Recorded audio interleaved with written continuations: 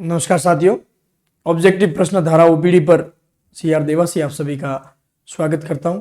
तो राजस्थान की पॉलिटिकल बाद में पढ़ेंगे। पहले अपन इंडिया पॉलिटिकल जो है, भारतीय राजनीति व्यवस्था है, उसके बारे में अपन ने ये जो क्लासें शुरू की है उसमें सबसे पहले अपने संविधान का जो क्रमिक विकास है वो 2 क्लासें अपन पढ़ चुके हैं। और लास्ट जो क्लास आपने पढ़ी थी वो भारत की संविधान सभा इस नाम से जो है पहला भाग जो था वो भाग आपने अपने पढ़ा है। उस भाग में संविधान सभा का गठन किस प्रकार से किया गया, किस प्रकार से संविधान सभा में कौन कौन से प्रांतों से कितने कितने सदस्य आए, कितनी रियासतों से कितने सदस्य आए, उन सब के बारे में अपने जो पहली क्लास है उस पहली क्लास में सारा जो विस्तार से जो अध्ययन है वो किया है। अब ये संविधान भारत का संविधान भाग 2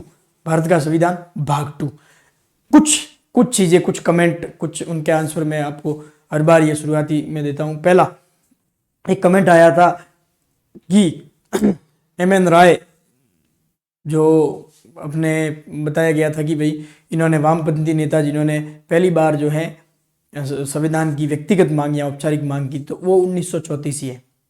1934 ही। मैं यहाँ ये क्लास आपके लिए लेके आता हूँ, तब तक इस क्लास के लिए मैं कम से कम 5-6 किताबों का जो है वो अध्ययन और साथ ही साथ अपनी जो किताब है उसका अध्ययन और बेयर एक्ट, मतलब समग्र एक अध्ययन करके फिर उसके लिए आपके लिए एक क्लास है वो लेकर आता हूँ। बिल्कुल क्रॉस टैली पूरा वेरिफिकेशन करके 99.99% जो है गलती की संभावना को शून्य करते हुए जो है ये क्लास में आपके लिए लेकर आता हूँ। तो ये चीज़ आप नोटिस करके आप चिंता नहीं करें। अगर मान लो मुझे कहीं लगेगा कि भाई हाँ हो सकता है ये आप कन्फ्यूजन वाली स्थिति, तो मैं वो कमेंट जो है पिन, जैसे मैंने इस लास्ट क्लास में वो कमेंट पिन कर दिया, मुझे करना पड़ा पिन क्योंकि कंटिन्यू एक ही प्रकार के कमेंट आ रहे थे। तो मैंने कहा अब इसका आंसर यही है कि जब तक इनको क्लियर नहीं करूँगा, वो बुक में आप लोग कह रहे हो तो प्रिंटिंग मिस्टेक, टाइपिंग मिस्टेक हो सकती है, 34 की जगह 24 लिख दिया है, वो थोड़ा आप सुधार कर ले उसमें। दूसरी चीज़, ये क्लास है आपको सोमवार से शुक्रवार तक मिलेगी।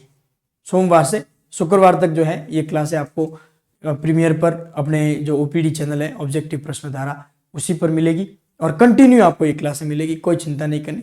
कभी परिस्थितिवश जैसे बीच में एक दिन जो है क्लास पूरी ब्लर हो गई थी, तो क्लास ब्लर हो गई या टेक्निकल इशू हो जाता है तो वो एक अलग है। हमारे कॉमर्स का एक कोटेशन है इकोनॉमिक्स का, अन्य बातें समान रहते हुए जो है ये क्लासें हैं वो आपके कंटिन्यू रहेगी, अन्य बातें समान रहते हुए। तो आप लोग आराम से पढ़े। आज अपन संविधान सभा की प्रथम बैठक से लगाकर संविधान की जो समितियां हैं, इस संविधान सभा का जो ये टॉपिक है, इस टॉपिक को मैंने कोशिश की है 2-3 भागों में बांटने की, ताकि 2-3 भागों में बांटकर आपको एकदम कंसेप्ट एकदम क्लियर, इसके बाद आपको कहीं से कुछ पढ़ने की जरूरत नहीं पड़ेगी। इतना आप विश्वास रखें, इतना मैं आपको विश्वास दिलाना चाहता हूं। तो उसी उद्देश्य से मैंने ये क्लासें कर रखी है तय। तो संविधान सभा के हो सकता है भाग आपको 3 या 4 भाग मिले, उसमें आपके पूरा 1-1 घंटे की जो भी क्लासें बनेगी, उन 4 घंटों की क्लासों में संविधान सभा से कोई भी क्वेश्चन समझाने या कोई समस्या आपके नहीं रहेगी। तो अपन अभी बिना किसी देरी के सारी जो शंका समाधान आपके हो गया है, अब अपन आज शुरू करते हैं भाग 2, भारत का संविधान भाग 2। चलो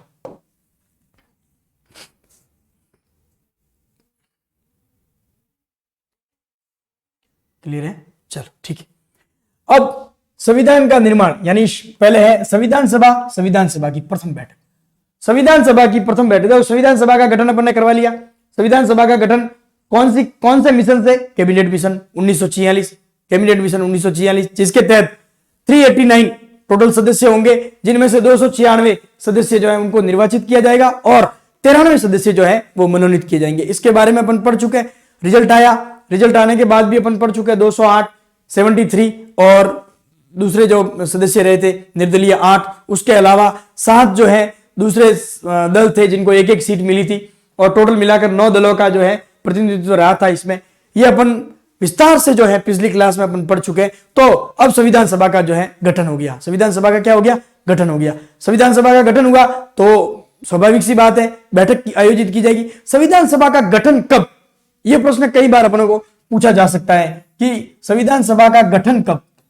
संविधान सभा का गठन कब? मोस्ट इंपोर्टेंट सवाल है, ये ध्यान रखना। तो 6 दिसंबर 1946 को 6 दिसंबर 1946 को जो है वो संविधान सभा का गठन किया गया था। ये सवाल कभी भी आपको कहीं भी किसी परीक्षा में मिल सकता है। तो संविधान सभा का गठन अगर पूछा जाए, तारीख पूछी जाए तो 6 दिसंबर 1946, 6 दिसंबर 1946 को जो है संविधान सभा का गठन किया गया था। अब संविधान सभा की पहली बैठक, संविधान सभा की पहली बैठक जो है वो आयोजित की गई थी 9 दिसंबर 1946 को। ये थोड़ा मिस्टेक है, 1946 प्रथम बैठक जो है वो 9 दिसंबर 1946 को जो है प्रथम बैठक आयोजित की गई थी। अब प्रथम बैठक देखते हैं। 9 दिसंबर 1946 को दिल्ली के सेंट्रल हॉल में यह बैठक हुई थी। दिल्ली के सेंट्रल हॉल में यह बैठक हुई थी।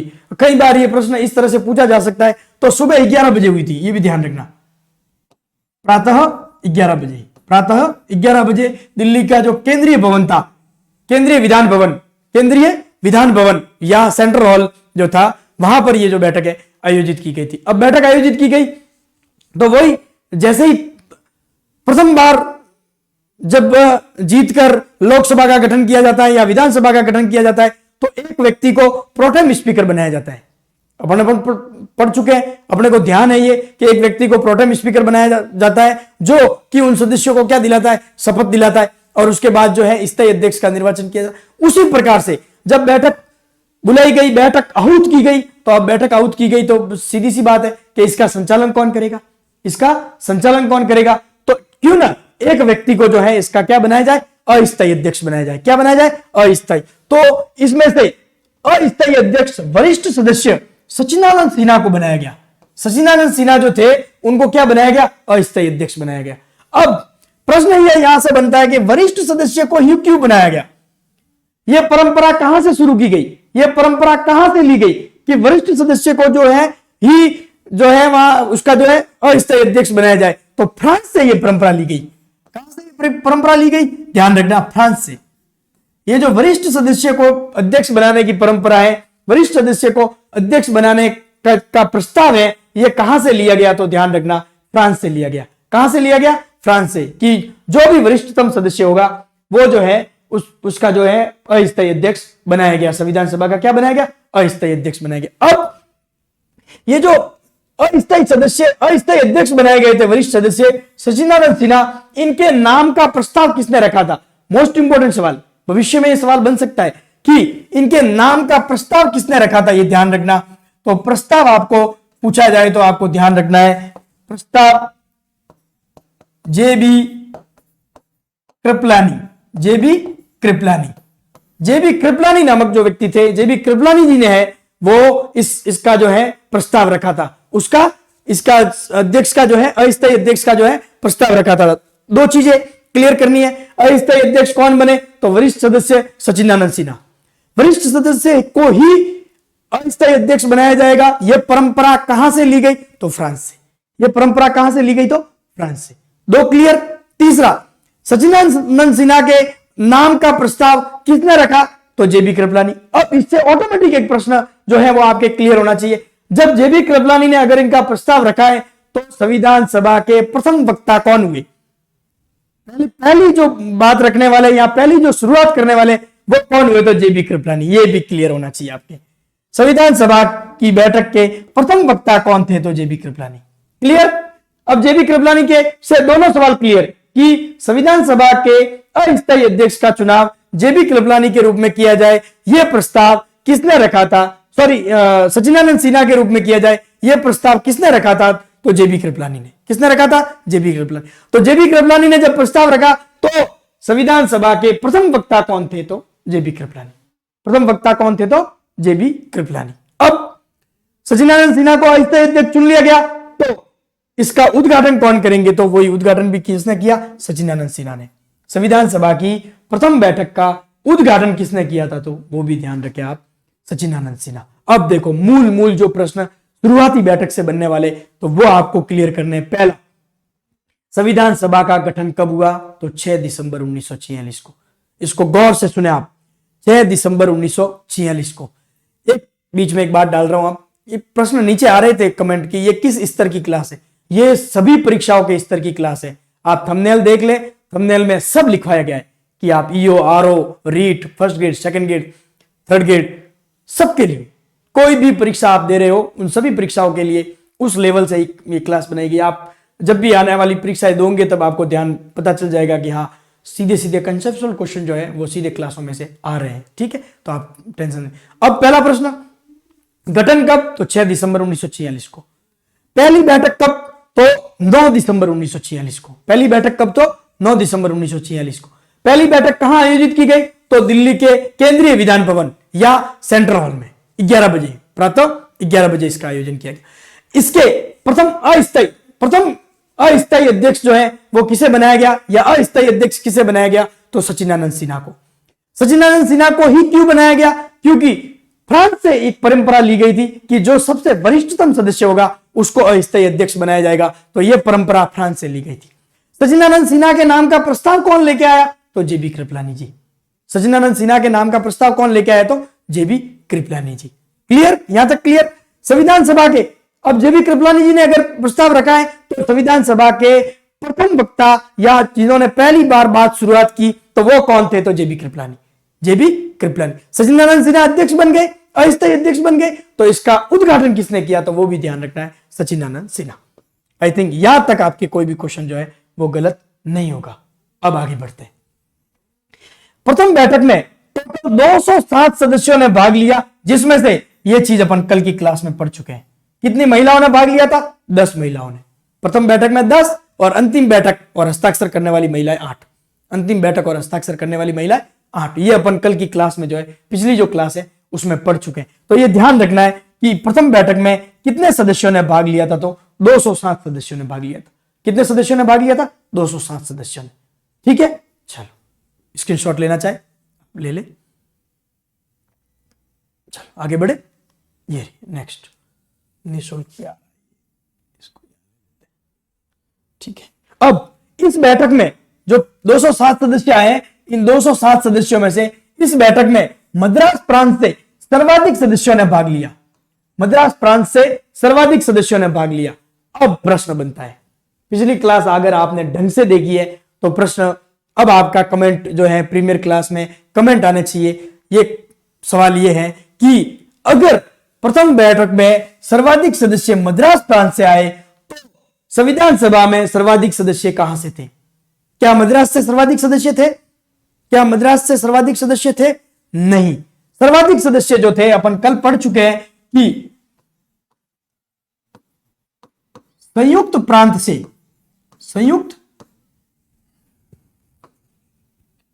संयुक्त प्रांत से कितने सदस्य थे? 55। कितने थे? 55। तो मद्रास से कितने थे? तो मद्रास से थे अपने 49। और एक और साथ ही साथ आप कल अपन पढ़ा था, बिहार से 36 सदस्य थे। कितने सदस्य थे? 36 सदस्य। तो अब बनने वाला क्वेश्चन, कंफ्यूजन वाला क्वेश्चन यही रहता है। कई बार अपन याद करके जाते हैं कि सर्वाधिक सदस्य मद्रास से आए थे, सॉरी संयुक्त प्रांत से आए थे जीतकर, लेकिन प्रश्न एग्जामिनर ये पूछ लेता है कि प्रथम बैठक में सर्वाधिक सदस्यों ने कहां से भाग लिया? तो मद्रास, न कि संयुक्त प्रांत। अब कई बार अपन याद करके जाते हैं कि प्रथम बैठक में सर्वाधिक सदस्य, ये दोनों डेटा मिलने बहुत मुश्किल होते हैं, सभी किताबों में बहुत मुश्किल होते हैं। कई बार अपने को याद होता है कि संविधान सभा की प्रथम बैठक जो आयोजित हुई थी, उस प्रथम बैठक में सर्वाधिक सदस्य मद्रास से आए थे।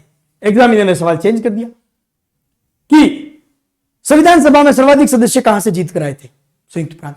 ये दोनों चीज ध्यान रखनी है, दोनों कंफ्यूजन नहीं होना चाहिए दोनों चीजों में। ये दोनों चीजें आपको क्लियर ध्यान रखनी है कि सर्वाधिक सदस्यों ने जो भाग लिया पहली बैठक में वो मद्रास से थे। वो कहां से थे? मद्रास से। 43 थे, अंतर एक का ही था, 42-43 का। लेकिन ध्यान रखना है सर्वाधिक सदस्यों ने कहां से भाग लिया था? तो मद्रास से। और सर्वाधिक सदस्य निर्वाचित होकर कहां से आए थे? तो संयुक्त प्रांत। यह सवाल पूछा हुआ है, यह मद्रास वाला सवाल शायद यूपीएससी में या यूपीपीएससी में या कहीं न कहीं पूछा हुआ है सवाल, इसलिए आप इस सवाल को विशेष ध्यान रखें। तो ध्यान, ये देखो मैंने इसके लिए आपके एकदम पूरा क्लियर ही कर दिया है कि संविधान सभा की प्रथम बैठक में मद्रास से कितने सदस्य आए थे? 43। मद्रास से कितने सदस्य आए थे? 43। संयुक्त प्रांत से कितने आए थे? 42। संयुक्त प्रांत से कितने आए थे? 42। बिहार से कितने आए थे? तो 30। देखो वही टॉप 3 जहां से निर्वाचित होकर जो आए थे वो आए थे 55, 49 और 36। लेकिन पहली बैठक में उल्टा हो गया, मद्रास से सर्वाधिक आ गए, 43 भाग लिया, संयुक्त प्रांत से 42 नहीं भाग लिया, और बिहार से 30 लोगों ने भाग लिया था। 36 में से कितने लोगों ने भाग लिया था? 30 लोगों ने। क्रमशः पूछा जा सकता है किसी परीक्षा में, बड़ी परीक्षा, छोटी परीक्षा, किसी भी परीक्षा में जो 10% टफ लेवल के क्वेश्चन होते हैं, हो सकता है इनमें ये क्वेश्चन डाल दे। तो इसके लिए आपको तैयार रहना है, रेडी रहना है। आगे, बंगाल से कितने सदस्य आए थे? तो 26। बंबई से कितने आए थे? 19। सीपी बरार से कितने आए थे? 14। पंजाब से कितने आए थे? 12। पंजाब से कितने आए थे? 12। उड़ीसा से कितने आए थे? 9। असम से कितने आए थे? तो 7। और सिंध से आया था एक सदस्य। सिंध से आया था एक सदस्य, ध्यान रखना। मद्रास से कितने सदस्यों ने संविधान सभा में की पहली बैठक जिसमें 207 सदस्यों ने भाग लिया था, उसमें मद्रास के कितने सदस्यों ने भाग लिया था? तो ध्यान रखना है 43 सदस्यों ने भाग लिया था। फिर सेकंड नंबर पर कौन था? तो संयुक्त प्रांत। कौन था? संयुक्त प्रांत। कितने सदस्यों ने भाग लिया? तो 42 सदस्यों ने भाग लिया। और तीसरे नंबर पर कौन था? तो ध्यान रखना बिहार। और बिहार के कितने सदस्यों ने भाग लिया था? 30 सदस्यों ने। बिहार के 30 सदस्यों ने भाग लिया। चौथे नंबर पर बंगाल। बंगाल के कितने सदस्यों ने भाग लिया? तो 26 सदस्यों ने। कितने सदस्यों ने? 26 सदस्यों ने। पांचवें नंबर पर कौन था? तो बंबई। बंबई के कितने सदस्यों ने भाग लिया था? तो 19 सदस्यों ने भाग लिया था। छठे नंबर पर कौन था? तो सीपी बरार। कितने सदस्यों ने भाग लिया? 14 सदस्यों ने। कितने सदस्यों ने? 14 सदस्यों ने। सातवें नंबर पर कौन था? तो पंजाब। पंजाब के कितने सदस्यों ने भाग लिया? 12 सदस्यों ने। कितने सदस्यों ने भाग लिया? 12 सदस्यों ने। आठवें नंबर पर कौन था? उड़ीसा। उड़ीसा के कितने सदस्यों ने भाग लिया? तो 9 सदस्यों ने। कितने सदस्यों ने भाग लिया? 9 सदस्यों ने। 90वें नंबर पर कौन था? तो असम। कितने सदस्यों ने भाग लिया? तो 7 सदस्यों ने। कितने सदस्यों ने? 7 सदस्य। और अंत में सिंध से एक सदस्य ने भाग लिया था। अब चीफ कमिश्नरी स्टेट में दिल्ली से एक आया, अजमेर मेरवाड़ा से एक सदस्य आया, कुर्ग से एक सदस्य आया और उत्तरी पश्चिमी फ्रंटियर प्रांत से कितने सदस्य आए? एक सदस्य आया, लेकिन सदस्य ने भाग लिया। लेकिन माउंटबेटन घोषणा जब हो जाती है तो उसके बाद क्या परिवर्तन आता है, वो अपन अगले वाली जो स्लाइड रहेगी उसमें आपको मैं, एक समिति बनाई गई थी, उस समिति को विस्तार से समझाते हुए वो चीज मैं आपको बता दूंगा। तो ये ध्यान रखना आप कि कहां से, ये तो है निर्वाचित, ये तो है निर्वाचित, ये तो निर्वाचित सदस्य है, और ये जो है जिन्होंने पहली संविधान सभा की पहली बैठक में भाग लिया था। ये स्लाइड पूरी सेपरेट बनाने का उद्देश्य यही है कि इसमें से किसी भी प्रकार का कोई भी क्वेश्चन आए तो आप उसको गलत नहीं करो। तो ये आप है, इसका स्क्रीनशॉट ले लो। तब तक पानी पी लेता हूं मैं।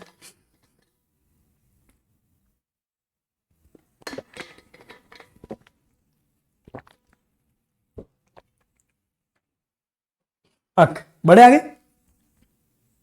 चल, अब चुनावों में पर्याप्त प्रतिनिधित्व नहीं मिलने के कारण मुस्लिम लीग ने संविधान सभा की प्रथम बैठक में भाग नहीं लिया था। इसलिए 207 सदस्यों, 389 में से सिर्फ 207 सदस्यों ने भाग लिया। क्यों नहीं लिया था? क्यों कम भाग लिया था? क्योंकि पर्याप्त प्रतिनिधित्व नहीं मिलने के कारण मुस्लिम लीग ने जो है वो संविधान सभा की प्रथम बैठक में भाग नहीं लिया था। प्रथम बैठक में भाग नहीं लिया था। तो यहां से एक मुझे कोटेशन याद आता है, चर्चिल का एक कोटेशन है, वो ध्यान रखना। ये एक ऐसा विवाह है, एक ऐसा विवाह है जिसके मंडप से दुल्हन ही गायब है।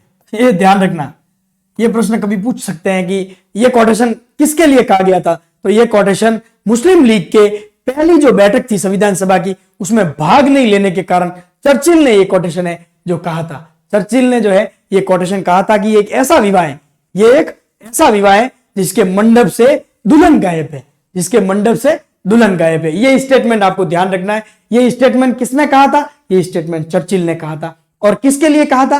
तो संविधान सभा की प्रथम बैठक के लिए। क्यों कहा था? क्योंकि मुस्लिम लीग ने जो है इस प्रथम बैठक में भाग नहीं लिया था। मुस्लिम लीग ने जो है प्रथम बैठक में भाग नहीं लिया था। दूसरी चीज, ब्लर तो नहीं हो रहा है, नहीं, दूसरी चीज, हैदराबाद रियासत ने भी प्रथम बैठक का बहिष्कार किया था। ये अपन पढ़ते हैं, हैदराबाद रियासत ने भाग भी नहीं लिया था संविधान सभा के चुनाव में। और संविधान सभा की जो पहली बैठक हुई थी उस पहली बैठक में भी इन्होंने क्या किया था? बहिष्कार किया था। पहली बैठक का भी क्या किया था? बहिष्कार किया। अब दो महत्वपूर्ण प्रश्न ये ध्यान रखें आप, दो इंपोर्टेंट क्वेश्चन है, इनको ध्यान रखें। महात्मा गांधी व मोहम्मद अली जिन्ना जो है वो संविधान सभा के सदस्य नहीं थे, ये ध्यान रखें आप, इंपोर्टेंट फैक्ट है। कि महात्मा गांधी और मोहम्मद अली जिन्ना, दो बड़े नेता जो है संविधान सभा के सदस्य नहीं थे, संविधान सभा के सदस्य नहीं थे। कभी प्रश्न पूछा जाए तो इनका ध्यान रखना है, ठीक है। फिर आगे दोस्तों, संविधान सभा के सदस्य बने तो थे तेज बहादुर सप्रू और जयप्रकाश नारायण, लेकिन इन्होंने संविधान सभा से क्या कर दिया था? त्याग पत्र दे दिया था। संविधान सभा से क्या कर दिया था? त्याग पत्र दे दिया था। तो चार लोगों को आपको विशेष याद रखना है, महात्मा गांधी और मोहम्मद अली जिन्ना। इन दो लोगों ने तो संविधान सभा के, दो लोग तो सदस्य बने ही नहीं थे, दो लोग तो संविधान सभा के सदस्य बने ही नहीं थे। और तेज बहादुर सप्रू और जयप्रकाश नारायण, तेज बहादुर सप्रू और जयप्रकाश नारायण संविधान सभा के सदस्य तो बने थे, लेकिन उन्होंने बाद में क्या कर दिया था? त्याग पत्र दे दिया था। बाद में क्या कर दिया था? त्याग पत्र दे दिया था। अब इस स्लाइड से बनने वाले क्वेश्चन, तो पहला क्वेश्चन वही कि चर्चिल ने यही स्टेटमेंट क्यों दिया था। दूसरा क्वेश्चन यही कि चुनावों में मुस्लिम लीग ने भाग नहीं लिया, प्रथम बैठक में मुस्लिम लीग ने भाग नहीं लिया था, दो सवाल। तीसरा महात्मा गांधी और मोहम्मद अली जिन्ना वाला जो सदस्य नहीं थे। और चौथा सवाल जो बनेगा वो बनेगा तेज बहादुर सप्रू और जयप्रकाश नारायण, इन दोनों ने जो है वो संविधान सभा से क्या किया था? त्याग पत्र दिया था। संविधान सभा से क्या किया था? त्याग पत्र दिया था। क्लियर? चलो स्क्रीनशॉट लेना चाहिए, ले लिया। चलो बढ़े आगे। आगे फिर है संविधान सभा की दूसरी बैठक। संविधान सभा की दूसरी बैठक जो है वो कब आयोजित की गई थी? 10 दिसंबर 1946 को। 10 दिसंबर 1946 को 5 बैठकें कंटिन्यू हुई थी, 9, 10, 11, 12 और 13। 9, 10, 11, 12 और 13। इनमें से अपने 3 मोस्ट इंपोर्टेंट बैठकें, एक तो पहली 9 को, फिर तीसरी बैठक जो 11 को हुई थी, और चौथी बैठक 13 दिसंबर वाली। ये 3 मोस्ट इंपोर्टेंट है, लेकिन क्रम में था तो मैंने ये चीज भी लाइन जो है वो डाल दी कि दूसरी बैठक कब आयोजित की गई थी, तो 10 दिसंबर 1946 को। अब संविधान सभा की तीसरी बैठक, दूसरी बैठक से मैं कोई विशेष लाइन नहीं है तो इसको सिर्फ आपको ध्यान रखना है। तीसरी बैठक जो है 11 दिसंबर 1946 को हुई। 11 दिसंबर 1946 को जो है वो तीसरी बैठक हुई। इसमें इस तीसरी बैठक में डॉक्टर राजेंद्र प्रसाद को संविधान सभा का स्थायी अध्यक्ष चुना गया, निर्विरोध। निर्विरोध संविधान सभा का निर्विरोध जो है स्थायी अध्यक्ष चुना गया था। डॉक्टर राजेंद्र प्रसाद को संविधान सभा की कौन सी बैठक में निर्विरोध अध्यक्ष चुना गया था? तो तीसरी बैठक में। कौन सी बैठक में? तीसरी बैठक में। संविधान सभा की तीसरी बैठक जो 11 दिसंबर को आयोजित की गई थी, उस तीसरी बैठक में जो है संविधान सभा का स्थायी अध्यक्ष डॉक्टर राजेंद्र प्रसाद को निर्विरोध चुना गया था। निर्विरोध चुना गया था। तो यह ध्यान रखना, 11 दिसंबर 1946 को संविधान सभा की तीसरी बैठक में डॉक्टर राजेंद्र प्रसाद को संविधान सभा का निर्विरोध अध्यक्ष चुना गया था। निर्विरोध अध्यक्ष चुना गया था। फिर 12 दिसंबर को, 12 दिसंबर 1946 को चौथी बैठक हुई। 1946 को कौन सी बैठक हुई थी? 12 दिसंबर को चौथी बैठक। फिर आते अपने इंपोर्टेंट जो है वो पांचवी बैठक। 13 दिसंबर 1946 को संविधान सभा की पांचवी बैठक में जवाहरलाल नेहरू ने उद्देश्य प्रस्ताव रखा। उद्देश्य प्रस्ताव रखा, मोस्ट इंपोर्टेंट, जो बाद में जाकर प्रस्तावना या उद्देशिका कहलाया। प्रस्तावना या उद्देशिका, जब ये पारित हो गया तब ये क्या कहलाया? उद्देशिका या प्रस्तावना कहलाया। अब इससे बनने वाला एक प्रश्न ही आप देख ले तो उद्देश्य प्रस्ताव में यही लिख देता हूं मैं, 8 अनुच्छेद थे। कितने अनुच्छेद थे? 8 अनुच्छेद थे, ये ध्यान रखना। प्रस्तावना उद्देश्य प्रस्ताव जो था, जवाहरलाल नेहरू ने जो 13 दिसंबर 1946 को उद्देश्य प्रस्ताव रखा था, उस उद्देश्य प्रस्ताव में कितने अनुच्छेद थे? तो 8 अनुच्छेद थे। कितने अनुच्छेद थे? तो 8 अनुच्छेद थे। ये ध्यान रखना, इंपॉर्टेंट चीज है। संविधान सभा में 13 दिसंबर 1946 को पंडित जवाहरलाल नेहरू ने उद्देश्य प्रस्ताव रखा था 5वीं बैठक में। उसमें कितने अनुच्छेद थे? तो 8 अनुच्छेद। कितने अनुच्छेद थे? तो 8 अनुच्छेद। यह प्रश्न कई बार सीधे सीधे ही पूछा गया है, लेकिन अब आजकल ट्रेंड चेंज हुआ है। प्रश्न ऐसे ही सिंपल सा प्रश्न पूछते थे कि संविधान सभा के समक्ष उद्देश्य प्रस्ताव किसने रखा था? पंडित जवाहरलाल नेहरू। बिल्कुल सिंपल सा सवाल। अब प्रश्नों का लेवल बढ़ गया है तो अपने को पढ़ने का लेवल भी बढ़ाना पड़ेगा। वही तो अपने को ध्यान रखना है कि 13 दिसंबर और 5वीं बैठक, 2 चीजें और एक्स्ट्रा ऐड कर लो। और कितने अनुच्छेद थे उसमें? तो 8 अनुच्छेद। कितने अनुच्छेद थे? तो 8 अनुच्छेद। अब कोई भी प्रश्न इसमें से बाहर नहीं जाएगा। एक प्रश्न और बनेगा, वो अपन अगली लाइन में पढ़ लेते हैं कि जो 22 जनवरी 1947 को पारित हुआ, उद्देश्य प्रस्ताव रखा कब? 13 दिसंबर 1946। उद्देश्य प्रस्ताव रखा कब? 13 दिसंबर 1946। 13 दिसंबर 1946 को जो है उद्देश्य प्रस्ताव रखा था। 13 दिसंबर 1946 को जो है उद्देश्य प्रस्ताव रखा था, जो कि 5वीं बैठक में रखा गया था। 8 अनुच्छेद थे। कितने अनुच्छेद थे? 8 अनुच्छेद। और यह पारित कब हुआ? तो 22 जनवरी 1947 को जो है यह पारित हुआ। 22 जनवरी 1947 को क्या हुआ? यह पारित हुआ। ठीक है, 22 जनवरी 1947 को क्या हुआ?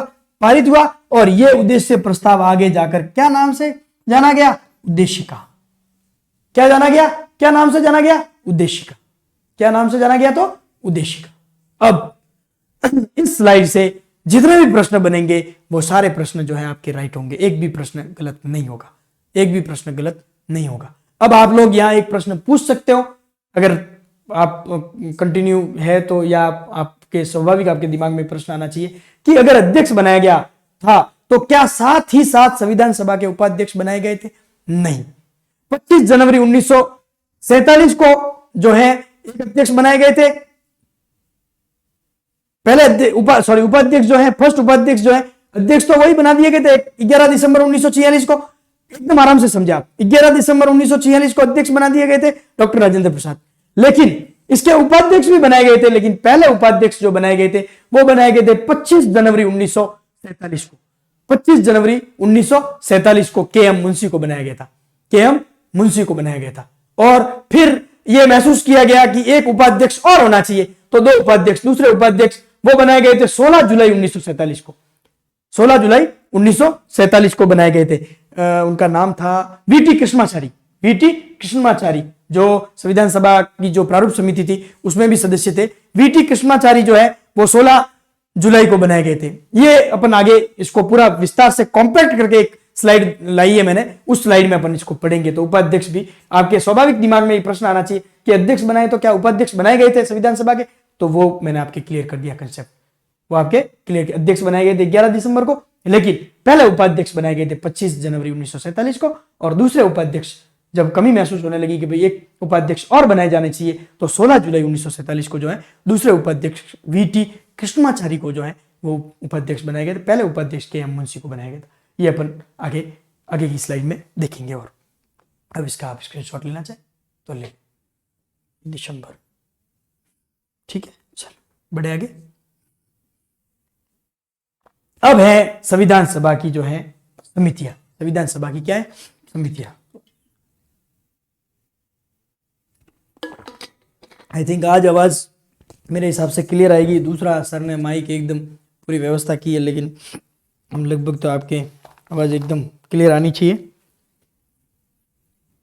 चल, अब है संविधान सभा की समितियां। अब मैं अंतिम बैठक या वो नहीं पढ़ा रहा हूं, प्रथम बैठक से लगाकर अध्यक्ष बना दिए। अब अध्यक्ष बनने के बाद क्या होगी? समितियां बनेगी। मिक्स नहीं करूंगा, पूरा क्रमशः ही पढ़ेंगे अपन। ये समितियां पढ़ेंगे, उसके बाद यहां से बनने वाले इंपॉर्टेंट क्वेश्चन की एक स्लाइड पढ़ लेंगे, फिर अपन प्रारूप समिति पढ़ेंगे, फिर कंटिन्यू फिर अंतिम बैठक पढ़ेंगे, फिर इसका जो है वो अंगीकरण पढ़ेंगे, फिर इसको लागू बिल्कुल व्यवस्थित पढ़ेंगे क्रमशः, ताकि आपके सवाल जो है वो क्रमशः याद हो जाए। ठीक है, तो अब अपन पढ़े हैं संविधान सभा की जो है समितियां। संविधान सभा की क्या पढ़ते हैं? समितियां पढ़ते हैं। इसमें ये बड़ी समितियां है, ये बड़ी समितियां और कुछ छोटी समितियां भी बनाई गई थी। तो पहले अपन बड़ी जो समितियां हैं उनके बारे में पढ़ते हैं। पहली थी संघीय संविधान समिति।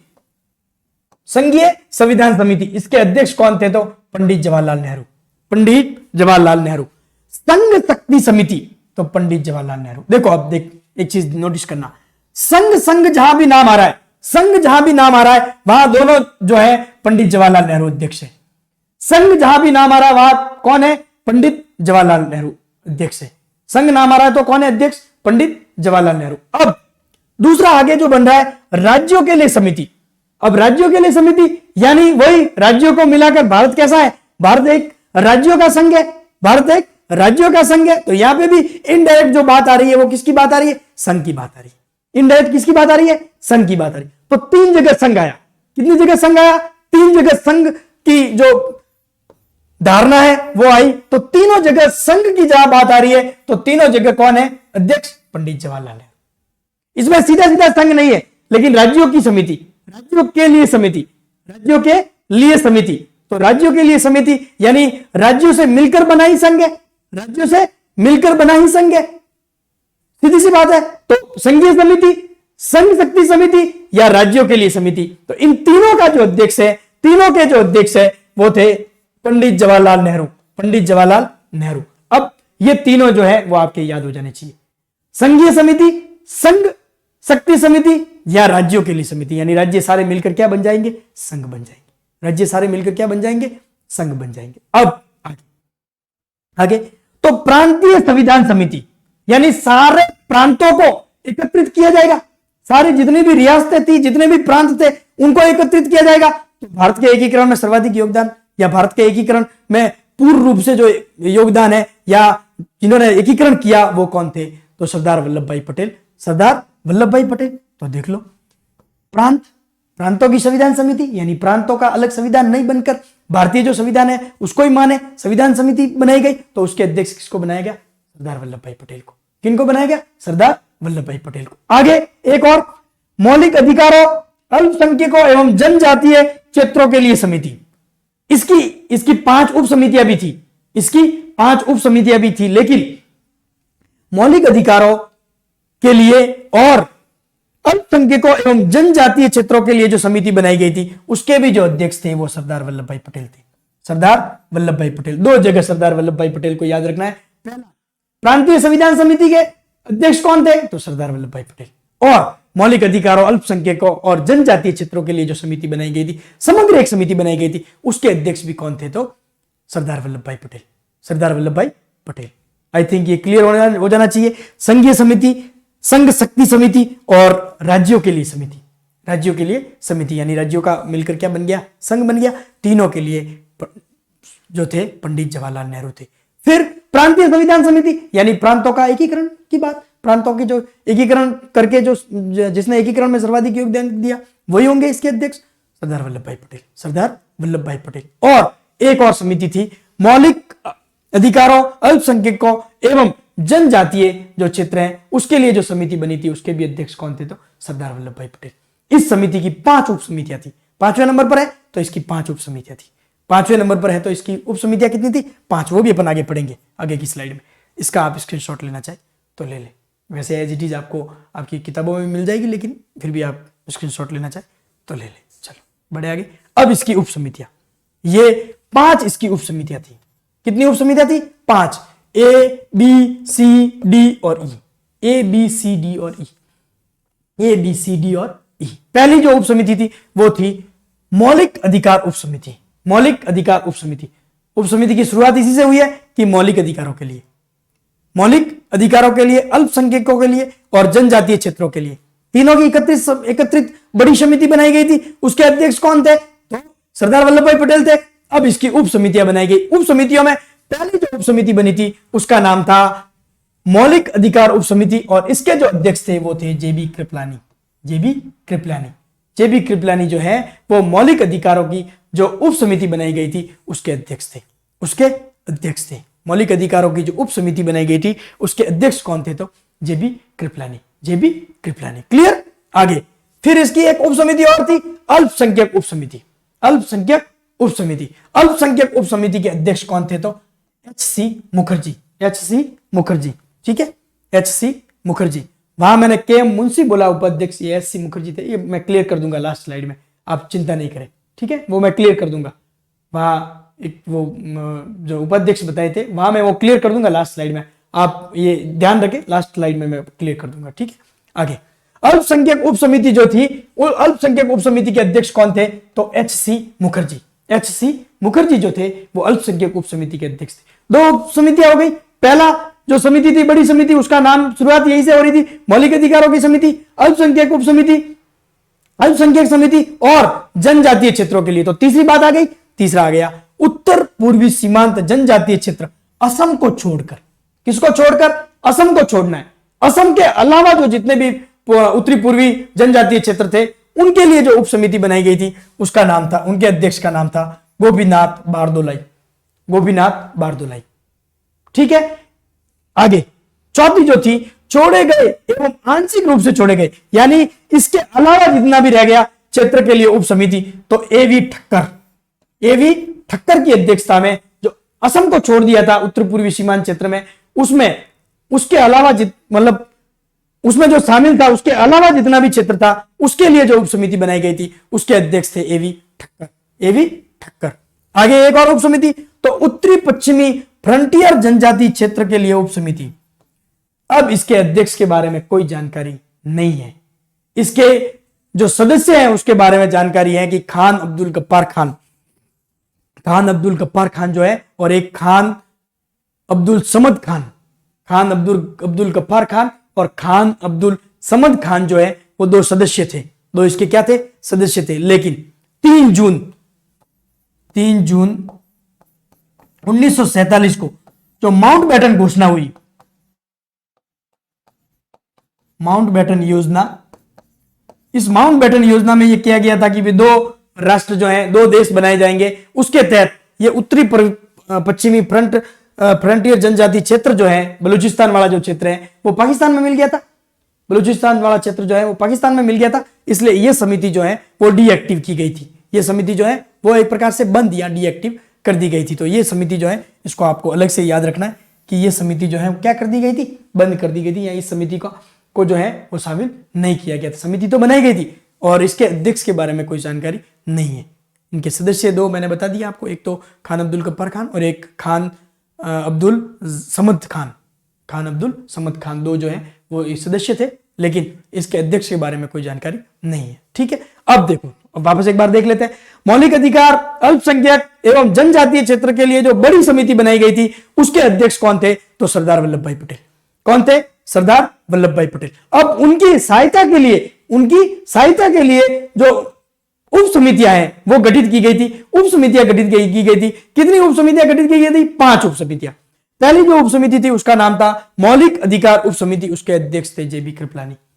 मौलिक अधिकार उप समिति, उसके अध्यक्ष कौन थे, जेबी कृपलानी। दूसरी जो समिति थी अल्पसंख्यक उप समिति, उसके अध्यक्ष थे एच.सी. मुखर्जी। तीसरी जो थी उत्तरी पूर्वी सीमांत जनजातीय क्षेत्र असम को छोड़कर, तो इसके थे गोपीनाथ बारदोलाई।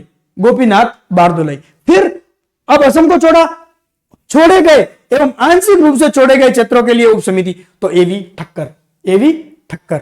और लास्ट जो थी वो थी उत्तरी पश्चिमी फ्रंटियर जनजाति क्षेत्र उप समिति, जो कि 3 जून को माउंटबेटन योजना के तहत बलूचिस्तान जो है वो पाकिस्तान में मिल गया था। इसलिए यह समिति जो है वो कार्य में नहीं रही, एक्टिव नहीं रही।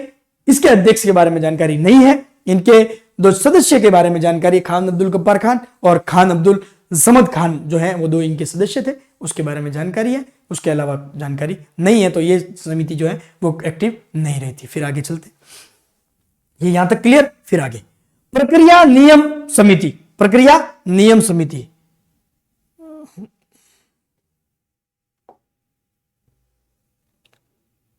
प्रक्रिया नियम समिति, एक सेकंड। प्रक्रिया नियम समिति, तो प्रक्रिया नियम समिति के अध्यक्ष कौन थे, तो डॉक्टर राजेंद्र प्रसाद। प्रक्रिया नियम, अब संविधान सभा के अध्यक्ष है तो उसकी संविधान की प्रक्रिया चलानी है, उसके नियम बनाना है, तो सीधी सी बात है नियम कौन बनाएगा, अध्यक्ष है तो उनको बनाने। तो प्रक्रिया नियम सदस्य समिति के अध्यक्ष कौन थे, तो वो ध्यान रखना है डॉक्टर राजेंद्र प्रसाद। संचालन समिति, अब संविधान सभा के अध्यक्ष है तो संविधान सभा का संचालन किसको करना है, संविधान सभा का संचालन किनको करना है, डॉक्टर राजेंद्र प्रसाद जी को करना है। तो सीधी सी बात है, तो संचालन समिति के अध्यक्ष कौन होंगे, डॉक्टर राजेंद्र प्रसाद। देखो सीधी सीधी चीजें आपको ध्यान रखनी है। संघ समिति, संघीय समिति, संघ शक्ति समिति, संघीय समिति और राज्यों के लिए समिति, तो तीनों में एक प्रकार से डायरेक्ट इनडायरेक्ट संघ की बात आ रही है, जवाहरलाल नेहरू। फिर प्रांतीय संविधान समिति, यानी प्रांतों का एकीकरण करके भारत का जो संविधान है उसको माना जाए, तो इस तरह से जो कार्य करने के लिए तो सरदार वल्लभ भाई पटेल। मौलिक अधिकारों के लिए, अल्पसंख्यकों के लिए और जनजातीय क्षेत्रों के लिए समिति, बड़ी समिति के अध्यक्ष वही सरदार वल्लभ भाई पटेल। और इनकी सहायता के लिए है 5 उप समितियां बनाई गई थी, जिसमें पहली उप समिति थी मौलिक अधिकारों के लिए, उसके अध्यक्ष बनाए गए जेबी कृपलानी जी को। दूसरी थी अल्पसंख्यक उप समिति, उसके लिए बनाए गए एच.सी. मुखर्जी जी को। और उत्तरी पूर्वी सीमांत जनजातीय क्षेत्र असम को छोड़कर उसके लिए बनाए गए गोपीनाथ जी बारदोलाई को। और छोड़े गए आंशिक, छोड़े गए मानसिक रूप से छोड़े गए, मतलब जो क्षेत्र तीसरी उप समिति में नहीं आए थे उन क्षेत्रों के लिए जो समिति बनाई गई उसमें एवी ठक्कर जी, और एक उप समिति बनाई गई थी बलूचिस्तान, और ये उत्तरी पश्चिमी जो फ्रंटियर जनजाति क्षेत्र के लिए बनाई गई थी, जो कि 3 जून 1947 की माउंटबेटन योजना के तहत पाकिस्तान में मिल गया था, इसलिए वो समिति जो है वो एक्टिव नहीं रही थी। तो ये हो गई थी। फिर अब संविधान सभा के अध्यक्ष कौन है? डॉक्टर राजेंद्र प्रसाद है, तो उसकी संचालन कौन करेगा? संविधान सभा का संचालन कौन करेंगे? तो डॉक्टर राजेंद्र प्रसाद जी। उसकी प्रक्रिया किस तरह से चलेगी, संविधान सभा की प्रक्रिया किस तरह से चलेगी, उसके नियम कैसे बनेंगे, ये भी कौन तय करेगा? जो अध्यक्ष है वही, जो अध्यक्ष है वही। तो सीधी सी बात है, डॉक्टर राजेंद्र प्रसाद, डॉक्टर राजेंद्र प्रसाद। अब तीसरी और बड़ी ये प्रारूप समिति, इसके बारे में किसको जानकारी नहीं है? किसको जानकारी नहीं है? आई थिंक सबको जानकारी होगी, सबको पता होगा कि डॉक्टर भीमराव जी अंबेडकर जो थे, डॉक्टर भीमराव अंबेडकर ये जो थे वो प्रारूप समिति के अध्यक्ष थे। किसके अध्यक्ष थे? प्रारूप समिति के अध्यक्ष कौन थे? तो डॉक्टर भीमराव अंबेडकर, डॉक्टर भीमराव अंबेडकर। अब आई थिंक बड़ी बड़ी जो समितियां हैं जिनसे प्रश्न बनने की संभावना है बहुत ही ज्यादा होती है, वो आपके क्लियर हो गई होगी। मैंने 2-3 बार जो है रिवीजन करवा के ये जो है वो आपको याद करवाने का प्रयास किया है, आप इसका स्क्रीनशॉट ले लें। ठीक है, चलो बड़े आगे। फिर है संविधान सभा की और कुछ समितियां, ये हैं छोटी समितियां, ये हैं छोटी समितियां। वो बड़ी समितियां थी और ये जो है वो छोटी समितियां। क्लियर है? ठीक है, क्लियर है। अब चलो पढ़ते हैं इनको, थोड़ा पानी पी लेते हैं।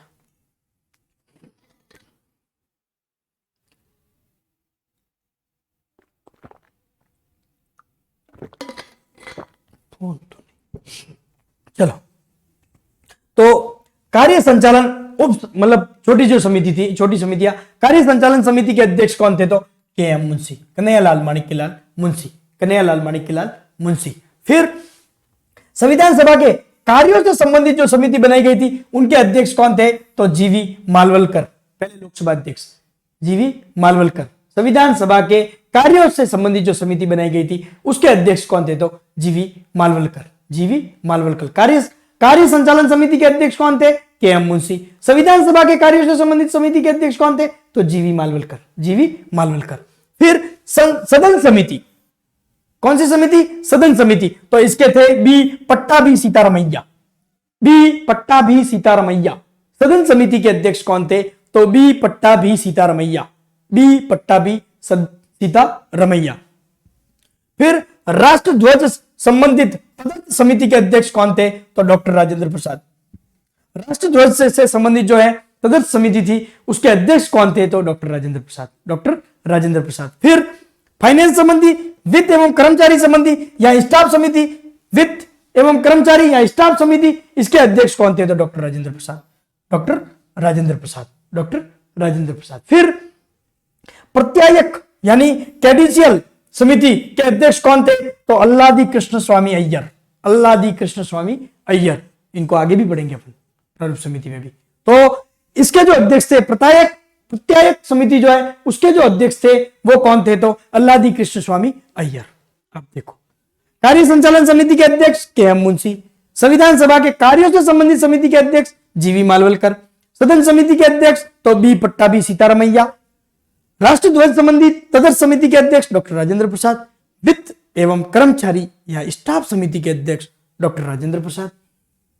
प्रत्यायक यानी क्रेडेंशियल जो समिति है उसके अध्यक्ष थे तो अल्लादी कृष्ण स्वामी अय्यर।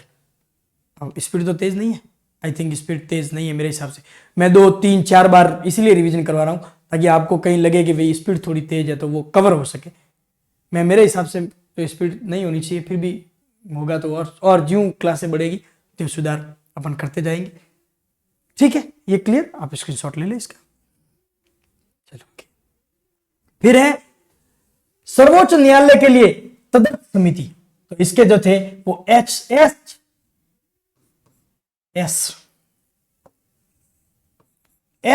वर्धचार्य जो थे वो सर्वोच्च न्यायालय के लिए जो तदर्थ समिति थी उसके अध्यक्ष थे। फिर आयुक्तों एवं प्रांतों के लिए समिति तो बी पट्टाभी सीतारमैया। देखो अब पीछे भी थे, इनको साथ साथ लिख देना, आपको ध्यान रखना है कि सदन समिति और आयुक्तों के लिए प्रांतीय समिति यही लिख देते अपन, सदन समिति, सदन समिति, उसके भी यही अध्यक्ष थे। सदन समिति और आयुक्तों के लिए के प्रांतों के लिए जो समिति थी, उन दोनों के जो अध्यक्ष थे वो बी पट्टाभी सीतारमैया, बी पट्टाभी सीतारमैया। फिर आगे संघीय संविधान के लिए वित्तीय प्रावधानों संबंधी समिति, तो नलिनी रंजन सरकार, नलिनी रंजन सरकार, नलिनी रंजन सरकार जो थे वो इसके अध्यक्ष थे। संघीय संविधान के लिए वित्तीय प्रावधानों संबंधी जो समिति थी उसके अध्यक्ष थे। अब अगर प्रश्न आपको पूछा जाए कि वित्त समिति के अध्यक्ष कौन थे, तो डॉक्टर राजेंद्र प्रसाद। वित्त एवं कर्मचारी अपन ने पढ़ा, उसके अध्यक्ष कौन थे, तो डॉक्टर राजेंद्र प्रसाद। लेकिन संविधान के लिए वित्तीय प्रावधानों की समिति के अध्यक्ष कौन थे, तो नलिनी सरकार, नलिनी रंजन सरकार। ठीक है, आगे भाषाई प्रांत समिति, तो भाषाई प्रांत समिति के लिए एस के डार, एस के डार, भाषाई जो प्रांत समिति है उसके लिए एस के डार। अब यहां से एक प्रश्न मुझे याद आ रहा है, ये ध्यान रखना, ये सदस्य नहीं थे, सदस्य नहीं, संविधान सभा के, ध्यान रखना आप, ये संविधान सभा के सदस्य नहीं थे। वर्धाचर्यम, वर्धाचर्यम जो थे, चरियर जो थे वो संविधान सभा के सदस्य नहीं थे। नलिनी राज सरकार ये भी सदस्य नहीं थे, ये भी सदस्य नहीं थे, संविधान सभा के सदस्य नहीं थे। और एस के डार जो है ये भी सदस्य नहीं थे, ये भी सदस्य नहीं थे। मैं शॉर्टकट लिख रहा हूं, या सदस्य नहीं, इसका मतलब ध्यान रखना आप, संविधान सभा के सदस्य नहीं थे। ये तो थे, ये तीन नहीं थे, एक तो ये एक, ये दो और ये तीन जो है वो संविधान सभा के सदस्य नहीं थे। आने वाली एग्जाम में मोस्ट इंपोर्टेंट सवाल है कि निम्न में से कौन संविधान सभा के किसी कार्य समिति के अध्यक्ष तो थे लेकिन संविधान सभा के सदस्य नहीं थे। तो यह ध्यान रखना, इन तीन लोगों का नाम याद रखना आपको, एस वर्धाचर्य, नलिनी रंजन सरकार और एस के डार। ये तीन जो थे ये संविधान सभा के सदस्य नहीं थे, लेकिन जो समितियां थी उन समितियों के अध्यक्ष बनाए गए थे, समितियां थी उनके अध्यक्ष बनाए गए थे। ये इंपॉर्टेंट क्वेश्चन। फिर आगे प्रेस दीर्घा समिति, तो उषानाथ सेन, उषानाथ सेन जो थे वो प्रेस दीर्घा समिति के अध्यक्ष थे। फिर नागरिकता पर तदर्थ समिति, इसके अध्यक्ष थे वही एस वर्धाचार्य, एस वर्धाचार्य। फिर प्रारूप संविधान जांच के लिए विशेष समिति, उसका जो प्रारूप बनेगा उसकी जांच के लिए जो विशेष समिति बनाई गई थी उसके अध्यक्ष कौन थे, तो पंडित जवाहरलाल नेहरू, पंडित जवाहरलाल नेहरू। ये जो है वो छोटी बड़ी जो समितियां जो है वो आपके एकदम क्लियर, सारी समितियां जो है वो क्लियर। तीन लोगों के नाम विशेष याद रखने, नलिनी रंजन सरकार, एस के डार और वर्धाचर्य, ये जो तीन थे ये सदस्य नहीं थे संविधान सभा के, लेकिन जो है समितियां बनाई गई थी, छोटी समितियां जो बनाई गई थी उसके अध्यक्ष थे, उसके अध्यक्ष थे। ठीक है, वर्धाचार्य तो दो के थे, देखो आप, एक तो नागरिकता संबंधित और एक ये है ये सर्वोच्च न्यायालय। तो यहाँ यही लिख देते हैं अपन, सर्वोच्च न्यायालय, सर्वोच्च न्यायालय। ठीक है, इन दोनों से संबंधित थे, ये इन दोनों से संबंधित थे, तो ये साथ में लिख दिए गए। चलो स्क्रीनशॉट लेना चाहिए तो ले लो। चल आगे बढ़ते। अब देखो कंसोलिडेट,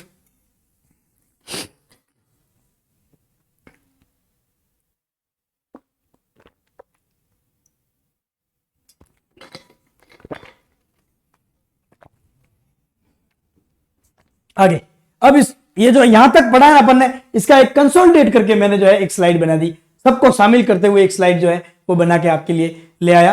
तो उसको अपन एक बार कंसोलिडेट करके पढ़ लेते हैं कि संविधान सभा, ये विधानसभा नहीं, संविधान सभा, संविधान सभा, ठीक है, ये विधानसभा नहीं, संविधान सभा।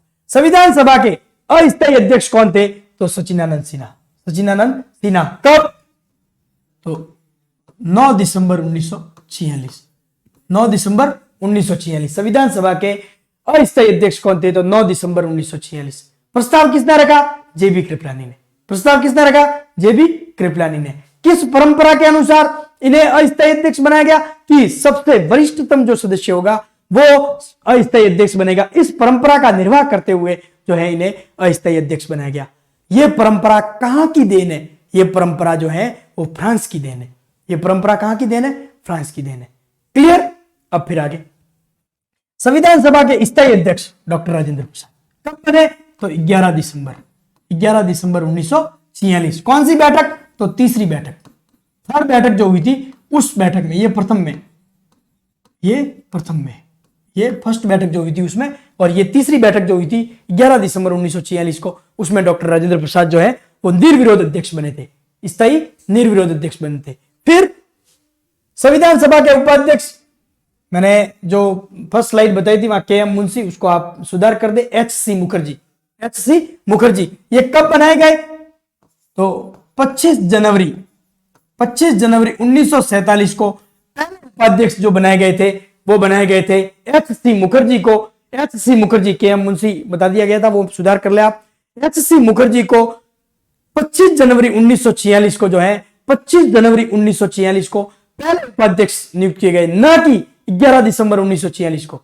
11 दिसंबर 1946 को सिर्फ अध्यक्ष चुने गए थे, लेकिन उपाध्यक्ष की आवश्यकता महसूस होने लगी तब 25 जनवरी 1947 को जो है प्रथम उपाध्यक्ष बनाए गए एच.सी. मुखर्जी। प्रथम उपाध्यक्ष बनाए गए एच.सी. मुखर्जी। क्लियर। फिर संविधान सभा की बैठकें आगे चलने लगी, तभी जुलाई के आसपास है एक उपाध्यक्ष की और आवश्यकता महसूस हुई। तब 16 जुलाई 1947 को 16 जुलाई 1947 को दूसरे उपाध्यक्ष वीटी कृष्णाचारी जी को है जो है दूसरे जो है अध्यक्ष बनाए गए, उपाध्यक्ष बनाए गए। दूसरे उपाध्यक्ष जो है वो कब बनाए गए? तो 16 जुलाई 1947 को। अब बताओ आप कौन सा प्रश्न बाहर जाएगा? एक भी प्रश्न जो है वो आपके बाहर नहीं जाएगा। फिर आगे बढ़ते हैं। संविधान सभा के सचिव तो एच.बी.आर. अयंगर जो थे वो संविधान सभा के सचिव थे। बहुत सारी किताबों से कलेक्ट करके ये क्लास आपके लिए लाई जा रही है। तो ये डेटा 5-7 क्लास की बुक्स जो है, अपनी बुक्स और सारी बुक्स जो है कलेक्ट करके एक समग्र कलेक्शन करके लिए आपके लिए जो है क्लास लाई जा रही है। तो ये भी ध्यान रखें, एक स्लाइड में सारे क्वेश्चन आपके जो है फैक्चुअल क्वेश्चन जो है वो यहाँ आ गए। फिर संविधान सभा के मुख्य प्रारूपकार कौन थे? तो एल.एन. मुखर्जी जो थे वो संविधान सभा के मुख्य प्रारूपकार। कभी प्रश्न पूछा जाए कि संविधान सभा के मुख्य प्रारूपकार कौन थे? तो एल.एन. मुखर्जी। फिर संवैधानिक सलाहकार, संविधान सभा के संवैधानिक सलाहकार कौन थे? तो बी.एन. राव संवैधानिक सलाहकार किस तरह से नियुक्त हुए थे? जुलाई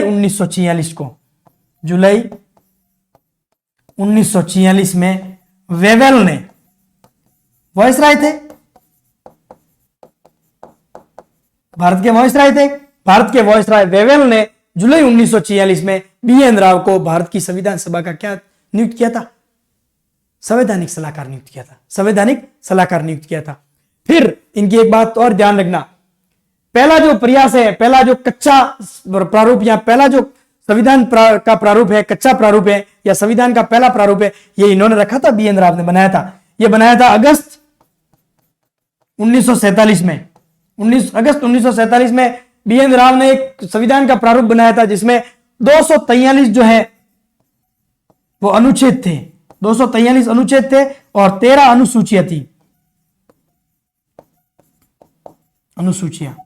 13 अनुसूचियां थी। इन्होंने ट्राई की थी एक संविधान बनाने की, जो है प्रारूप, कच्चा प्रारूप एक जो बनाया था, पहले जो प्रयास किया गया था वो बी.एन. राव द्वारा किया गया था। बी.एन. राव ने अगस्त 1947 में एक संविधान का प्रारूप बनाया था। उसमें कितने अनुच्छेद थे? 243 और 13 अनुसूचियां थी। 243 और 13 अनुसूचियां थी। बी.एन. राव के बारे में एक फैक्ट आपको वो याद रखना है, इंपॉर्टेंट भी है, कि हेग में स्थित अंतरराष्ट्रीय न्यायालय जो हेग में स्थित है, हेग में स्थित अंतरराष्ट्रीय न्यायालय में न्यायाधीश बनने वाले प्रथम भारतीय, भारत की ओर से पहले जो न्यायाधीश बने थे अंतरराष्ट्रीय न्यायालय हेग में पहले जो भारतीय न्यायाधीश बने थे वो भी यही थे, बी.एन. राव। तो बी.एन. राव के बारे में काफी चीजें याद रखनी है। बी.एन. राव को संवैधानिक सलाहकार किसने नियुक्त किया था? तो जुलाई 1946 में वेवेल, तात्कालिक भारत के वॉइसराय वेवेल ने जो है इन्हें संवैधानिक सलाहकार जो है वो नियुक्त किया था। और अगस्त 1947 में इन्होंने एक संविधान का कच्चा जो प्रारूप है वो बनाया था। उस प्रारूप में, उस संविधान में जो है 243 तो अनुच्छेद थे और 13 जो है अनुसूचियां थी। इन्होंने एक प्रयास किया था और भारत की ओर से अंतर्राष्ट्रीय न्यायालय हेग में न्यायाधीश बनने वाले प्रथम भारतीय जो थे वो भी बी.एन. राव। फिर आगे संविधान निर्मात्री सभा के अध्यक्ष कौन थे? तो डॉक्टर राजेंद्र प्रसाद। संविधान निर्मात्री सभा के अध्यक्ष कौन थे? अब देखो यहाँ ये इस क्वेश्चन में ज्यादा कंफ्यूजन होता है, इसलिए इसको स्पेशल डाला गया है। प्रश्न प्रारूप समिति का पूछा जाए तो ही आपको डॉक्टर भीमराव अंबेडकर जी को याद रखना है। लेकिन अगर संविधान निर्मात्री सभा के अध्यक्ष पूछा जाए तो डॉक्टर राजेंद्र प्रसाद जी को याद रखना है। डॉक्टर राजेंद्र प्रसाद जी को याद रखना है। आई थिंक इस एक स्लाइड में आपके एज ए पूरा रिवीजन हो गया होगा, लेकिन फिर भी वही अपने जो रिवीजन करते हैं तो उसी परंपरा को देखते हुए एक बार वापस आपके फास्ट अपन 5 मिनट में पूरा रिवीजन कर लेते हैं, क्योंकि ये लास्ट स्लाइड है। चलो तो देखो, संविधान सभा की प्रथम बैठक कब हुई थी? तो 9 दिसंबर 1946 को। 9 दिसंबर 1946 को कहां हुई थी? तो दिल्ली के सेंट्रल भवन में, दिल्ली के केंद्रीय विधान भवन में प्रातः लगभग अप्रोक्स 11 बजे के आसपास हुई। संविधान सभा का गठन कब हुआ? तो 6 दिसंबर 1946 को। 6 दिसंबर 1946 को संविधान सभा की प्रथम बैठक में प्रथम अस्थायी अध्यक्ष डॉक्टर सचिदानंद सिन्हा को बनाया गया। किनको बनाया गया? सचिदानंद सिन्हा को। सबसे वरिष्ठतम सदस्य ये थे, इसलिए इनको क्या बनाया गया? अध्यक्ष बनाया गया, अस्थायी अध्यक्ष बनाया गया। अस्थायी अध्यक्ष वरिष्ठतम सदस्य को बनाने की परंपरा कहां से ली गई? तो फ्रांस से ली गई। कहां से ली गई? फ्रांस से ली गई। अस्थायी अध्यक्ष सचिदानंद सिन्हा को बनाने का प्रस्ताव किसने रखा? तो जेबी कृपलानी जी ने। और सचिदानंद सिन्हा जो थे, इन्होंने ही जो है प्रथम बैठक जो है उसका उद्घाटन किया था। अब अगर जेबी कृपलानी जी ने जब इनका प्रस्ताव रखा, इनके अस्थायी अध्यक्ष बनाने का, इनके नाम का प्रस्ताव रखा, तो प्रश्न कभी भविष्य में बन सकता है कि संविधान सभा के प्रथम वक्ता कौन थे? एक तो प्रश्न बनता है कि संविधान के प्रारूप को पढ़ने वाले प्रथम वक्ता कौन थे, तो वो अपन नेक्स्ट क्लास में पढ़ेंगे, डॉक्टर राधाकृष्णन जी है। लेकिन यह प्रश्न ये पूछा गया है कि संविधान सभा की प्रथम बैठक के प्रथम वक्ता कौन थे? तो जेबी कृपलानी। प्रथम बैठक में कितने सदस्यों ने भाग लिया? 207 सदस्यों ने। कल की क्लास में अपन पढ़ चुके थे कि इन 207 सदस्यों में से महिलाएं कितनी थी? तो 10 महिलाएं थी। फिर सर्वाधिक सदस्य कहां से भाग लिया? तो मद्रास से। सर्वाधिक सदस्य निर्वाचित होकर कहां से आए थे? तो ध्यान रखना, संयुक्त प्रांत से 55। लेकिन सेकंड नंबर पर था मद्रास 49, थर्ड नंबर पर था बिहार 36। लेकिन संविधान सभा की जो पहली बैठक हुई, संविधान सभा की जो प्रथम बैठक हुई, उस प्रथम बैठक में जो सदस्यों ने भाग लिया वो सर्वाधिक सदस्य थे मद्रास से। कहां से थे? मद्रास से। कितने सदस्य? 43। कितने सदस्य? 43। सेकंड नंबर पर कौन था? तो संयुक्त प्रांत। सेकंड नंबर पर जो सदस्य भाग लिए थे वो कहां के थे? संयुक्त प्रांत से। कितने सदस्य थे? 42। कितने सदस्य थे?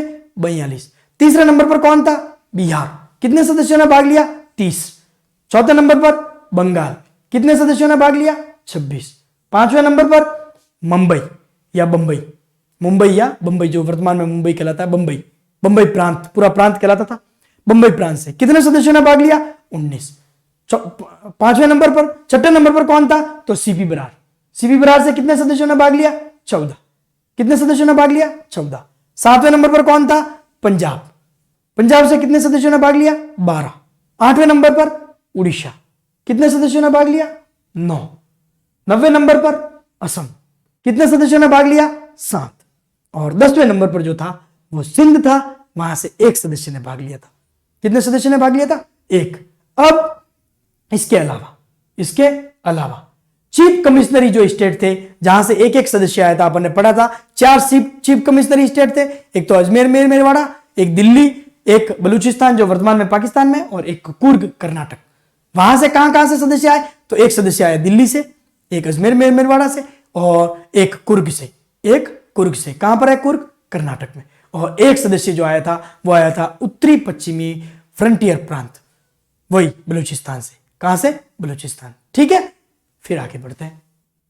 फिर चुनाव में पर्याप्त प्रतिनिधित्व नहीं मिलने के कारण मुस्लिम लीग ने जो है वो संविधान सभा की जो प्रथम बैठक है उसका बहिष्कार कर दिया था, उसमें भाग नहीं लिया था। जब इन्होंने इसमें भाग नहीं लिया तो चर्चिल ने एक स्टेटमेंट दिया था और बहुत बहुत फेमस हुआ है वो स्टेटमेंट कि ये एक ऐसा विवाह है, प्रथम बैठक के बारे में ये कहा था कि एक ऐसा विवाह है जिसके मंडप से दुल्हन ही गायब है, जिसके मंडप से दुल्हन ही गायब है। फिर आगे हैदराबाद रियासत ने इसमें भाग नहीं लिया। महात्मा गांधी और मोहम्मद अली जिन्ना जो है वो इसके सदस्य नहीं थे। मोहम्मद अली जिन्ना और महात्मा गांधी जो है संविधान सभा के सदस्य नहीं थे। तेज बहादुर सप्रू और जयनारायण प्रकाश जो थे, इन्होंने संविधान सभा से क्या कर दिया था, त्याग पत्र दे दिया था, संविधान सभा से त्याग पत्र दे दिया था। फिर संविधान सभा की दूसरी बैठक कब आयोजित हुई, तो 10 दिसंबर 1946 को, 10 दिसंबर 1946 को। संविधान सभा की तीसरी बैठक कब आयोजित हुई, 11 दिसंबर 1946 को, 11 दिसंबर 1946 को। ध्यान रखना, तीसरी बैठक जो आयोजित हुई थी, तीसरी बैठक में ही डॉक्टर राजेंद्र प्रसाद को जो है संविधान सभा का स्थायी अध्यक्ष जो है वो चुना गया था निर्विरोध। तीसरी बैठक में डॉक्टर राजेंद्र प्रसाद को संविधान सभा का स्थायी अध्यक्ष निर्विरोध चुना गया। चौथी बैठक 12 दिसंबर 1946 को।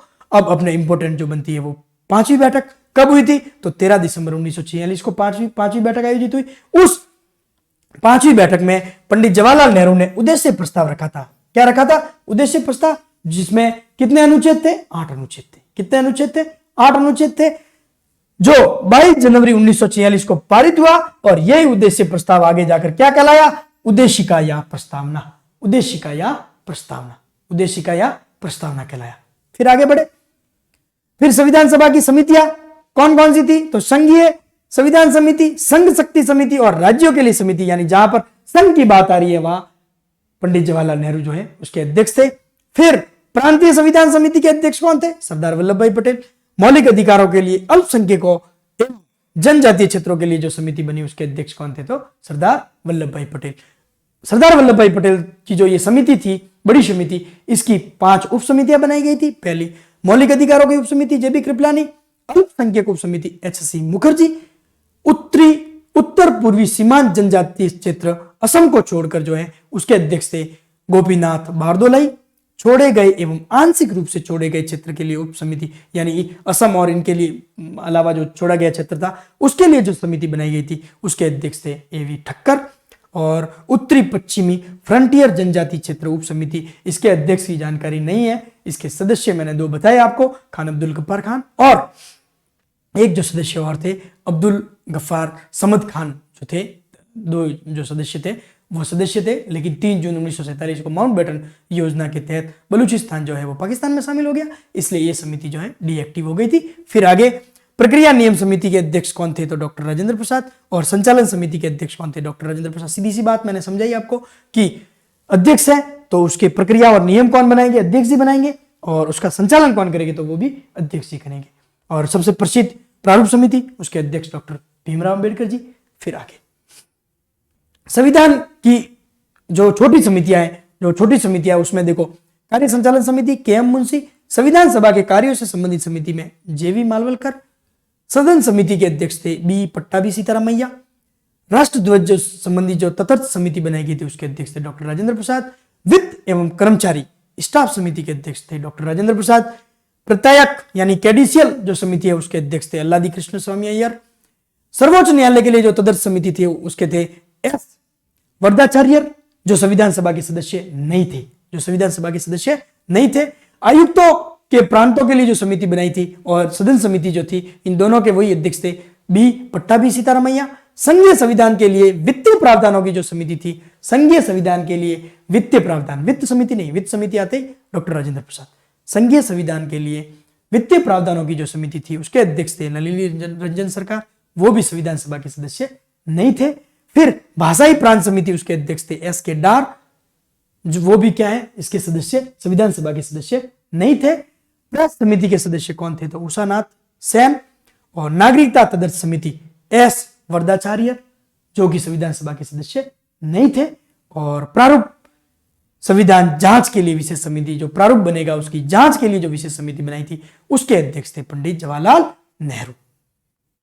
अब ये मैंने जो है कंसोलिडेट करके आपके लिए एक स्लाइड बनाई थी कि संविधान सभा के अस्थायी अध्यक्ष कौन थे, सचिदानंद सिन्हा, संविधान सभा के स्थायी अध्यक्ष कौन थे, डॉक्टर राजेंद्र प्रसाद, संविधान सभा के 2 उपाध्यक्ष थे। पहले उपाध्यक्ष 25 जनवरी 1947 को बनाए गए एच.सी. मुखर्जी, दूसरे अध्यक्ष जो हैं 16 जुलाई 1947 को वी.टी. कृष्णाचारी जी को बनाया गया था। संविधान सभा के सचिव कौन थे? तो एच.बी.आर. अयंगर, एच.बी.आर. अयंगर। संविधान सभा के मुख्य प्रारूपकार कौन थे? तो एल.एन. मुखर्जी, एल.एन. मुखर्जी जो थे वो संविधान सभा के मुख्य प्रारूपकार थे। संवैधानिक सलाहकार कौन थे? तो बी.एन. राव। जुलाई 1946 में तात्कालिक भारतीय वायसराय वेवेल ने इनकी नियुक्ति की थी और अगस्त 1947 में इन्होंने एक संविधान का कच्चा प्रारूप बनाया था। उसमें कितने अनुच्छेद थे? तो 243 अनुच्छेद थे और 13 अनुसूचियां थी। उसके बाद जो है संविधान निर्मात्री सभा के अध्यक्ष कौन थे? तो doctor Rajendra Prasad, doctor Rajendra Prasad. I think इस क्लास से अब आपके जो है कोई भी क्वेश्चन जो है वो गलत नहीं होगा, कोई भी क्वेश्चन जो है, कोई भी शंका जो है वो नहीं रही होगी।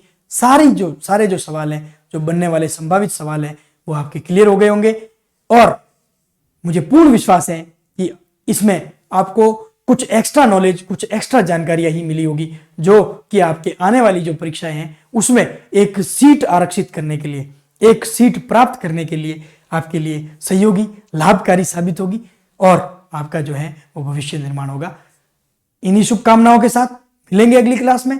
तब तक के लिए राम राम, जय हिंद।